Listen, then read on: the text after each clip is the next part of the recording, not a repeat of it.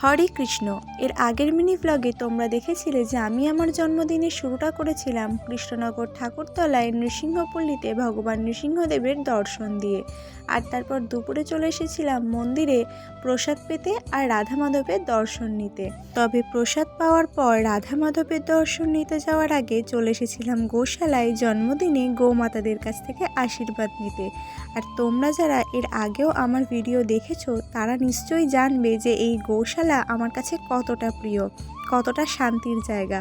তাই আজকের দিনে গোশালায় আসবো না, গোমাতাদের দর্শন করব না, এটা আমি ভাবতেই পারি না। তাই গোশালায় চলেও আসলাম আর গোমাতাদের দর্শন করে নিলাম আর তাদের কাছে জন্মদিনের আশীর্বাদও নিয়ে নিলাম।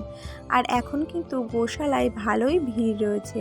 এমনিতে তো সারা বছর মায়াপুরে অনেক ভক্তরাই আসে দর্শন করতে বাইরে থেকে, তবে এই সময়টা মানে শীতকালের এই সময়টা কিন্তু এই দর্শনার্থীর সংখ্যাটা অনেক গুণেই বেড়ে যায়। গোশালা থেকে বেরিয়ে চলে এসেছিলাম মন্দিরে ভগবানের দর্শন নিতে।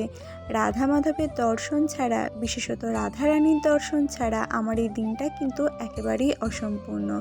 আর আজকে এখন যেহেতু মন্দিরে খুব একটা ভিড় ছিল না, তাই খুব সুন্দরভাবে সামনে থেকে অপূর্বভাবে ভগবানের দর্শন করে নিলাম। আর আমি ভগবানকে যখনই দেখি আমার সবসময় মনে হয় যে এখনই এই ড্রেসটাতেই যেন ভগবানকে সব থেকে সুন্দর লাগছে। মন ভরে ভগবানের দর্শন করে নিয়ে এখন যাচ্ছি বাড়ি। আমার দিনটা তো এইভাবেই কেটে গেল। আর তোমাদের ভিডিওটা কেমন লাগলো অবশ্যই জানিও। আর এরকম ভগবান সম্বন্ধীয় আরও সুন্দর সুন্দর ভিডিও দেখতে চাইলে চ্যানেলটা সাবস্ক্রাইব করে দিও। তো টাটা, হরে কৃষ্ণ।